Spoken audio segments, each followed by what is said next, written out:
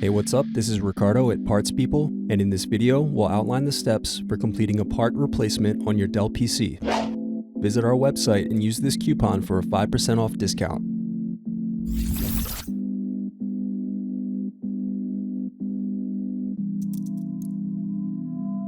Unscrew and remove bottom base.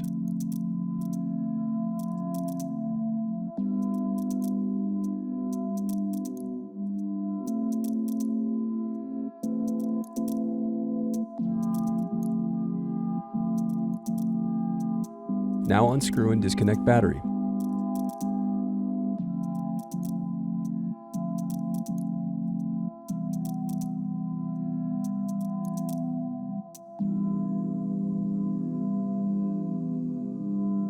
Now unscrew solid state drive.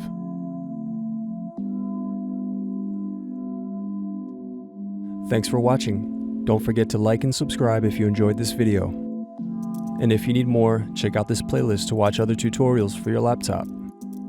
You can also click here to find parts for your laptop at partspeople.com.